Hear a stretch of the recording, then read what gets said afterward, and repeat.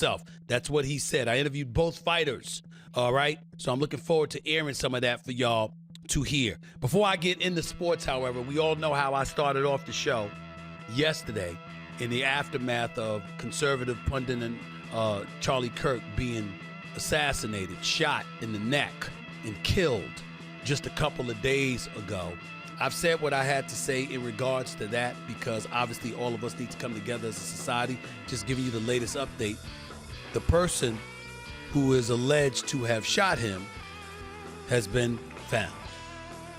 He is a 22-year-old Utah man. He was arrested and connected with the shooting. The man accused of killing Charlie Kirk expressed to family his opposition to the viewpoints of the conservative activist.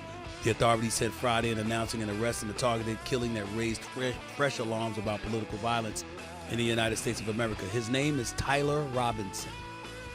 He is 22 years old. A 22-year-old has been arrested for cold-blooded murder, shooting Charlie Kirk from 200 yards away. You're 22 years old, and you already know how to shoot from 200 yards away. I'll leave it at that. Let me get to some sports stuff right now because transition is going to be a harsh transition, but it needs to happen because, again, this is a sports show. And I got to tell you something. Listen, watching the Green Bay Packers last night go up against the Washington Commanders, I will tell you this. The question that we have to ask ourselves now, is it legitimate and fair that the Philadelphia Eagles, the reigning defending Super Bowl champions led by Jalen Hurts and the crew, are the favorites, or should we be looking at the Green Bay Packers, who acquired Micah Parsons before the season began in what I deem to be damn near a heist from the Dallas Cowboys in exchange for 2 late first-round picks and a defensive tackle in Kenny Clark? Do you believe that the Green Bay Packers should be the prohibitive favorites out of the NFC to represent the NFC in the Super Bowl? Because I got to tell y'all something. Watching them play over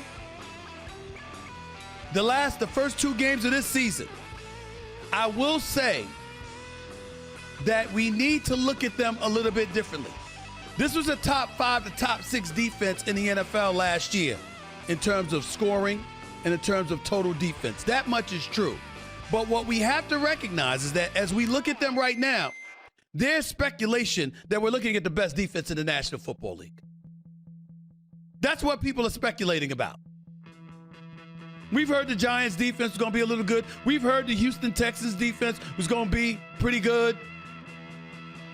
We've heard a few teams raving about how there are expectations for their defense. But the Green Bay Packers, right now with Micah Parsons, with Rashawn Gary and these brothers, I mean, they're doing some things that we don't have a choice but to take notice of. They beat the Lions and they beat the Washington Commanders in the first 2 games of the season in a span of 5 days. 2 offenses that averaged over 28 a game last year. Over 28 a game. They've scored a combined 31 points. A combined 31 points in the first 2 games. They had a total of 9 points through the first 3 quarters against this Packers defense. At some point in time, we got to ask ourselves a question. Is this the best defense in the National Football League? Is it? Yes or no?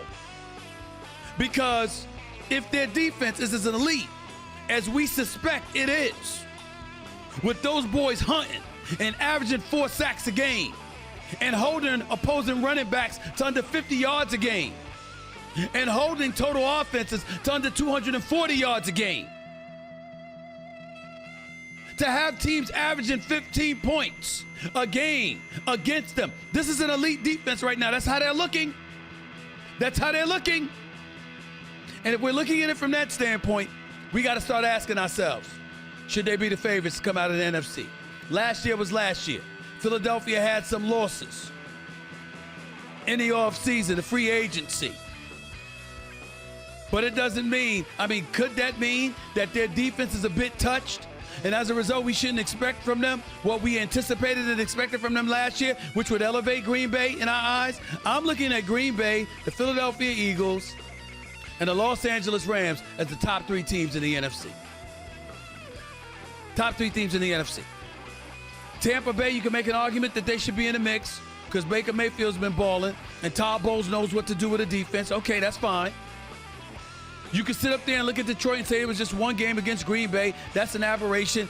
But with two all-purpose wide receivers that accumulated over 1,000 yards last year, with two running backs who did the same, with a tight end like Laporta, with a coach like Dan Campbell, expectations is that Detroit, that was just an aberration. But the bottom line is, it doesn't negate the fact that they got smacked around by Green Bay in the opener.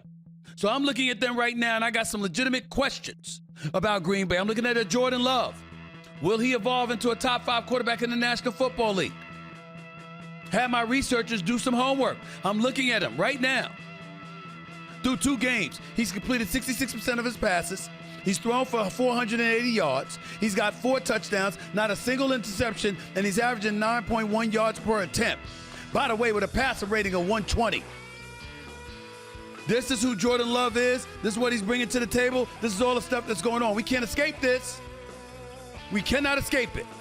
By the way, I'm inside the Wynn Hotel here in Las Vegas, Nevada. People walking by. It's a glass. The studio's encased by glass. It's immaculate. It's beautiful.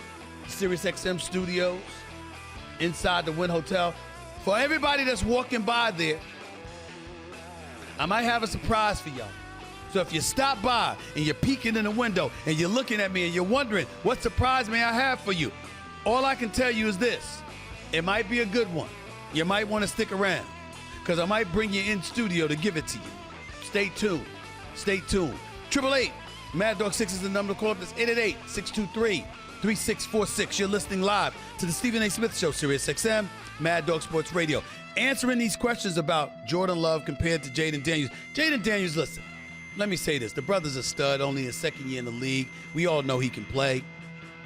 But we got to look at the Washington Commanders and recognize the fact that he doesn't have but so much help. Terry McLaurin didn't sign until right before the season began, so he hadn't been working out and wasn't in football shape before the season began.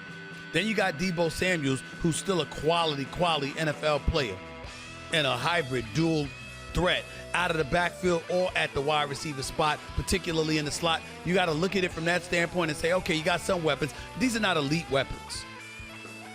And if you're the Washington Commanders, I can't look at Daniels and knock him. He only rushed for 17 yards yesterday because you got speed on the opposite side of the ball in Green Bay's defense.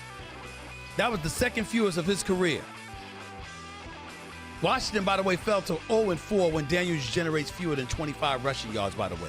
13-2 when he runs for more than 25 yards. Just to the side.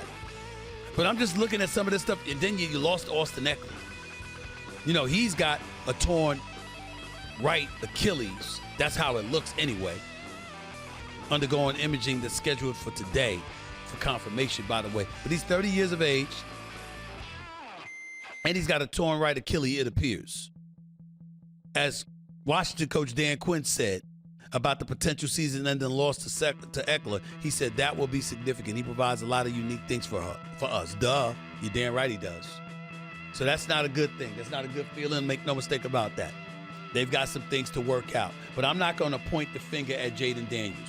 When you got pressure coming your way, because Micah Parsons had 8 pressures, had a half a sack. Green Bay's averaging 4 sacks a game over the first 2 games of this season. They got a whole bunch of dogs coming at you, hunting. There's only but so much Jayden Daniels can do if cats can't get open and you got a rushing attack that's averaging under 3 yards a carry. There's only but so much he can do. He doesn't have any help. So now as we scan the NFC and we look at it, okay, we got to take into account Philly, Green Bay, and the Los Angeles Rams, where Matthew Stafford back looking healthy enough for him to win games against the Houston Texans. We can't ignore Tampa Bay, okay? Then when you look at the NFC East, believe it or not, we can't ignore the Cowboys. Because the Cowboys, even though they lost their first game against the Eagles, we know there's a win coming this Sunday because Dak Prescott doesn't lose to the New York Giants.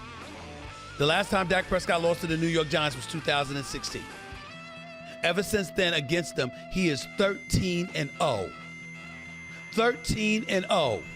There's no reason to believe he's not going to be 14-0 against the New York Giants. So you got them to worry about. The Commanders, of course, got to be in the mix. Minnesota is 1-0 with J.J. McCarthy as their quarterback. He might be legit. He looked at Monday night in the fourth quarter against Chicago. There's a lot of stuff to get into, make no mistake about it. And that's exactly what we're going to do.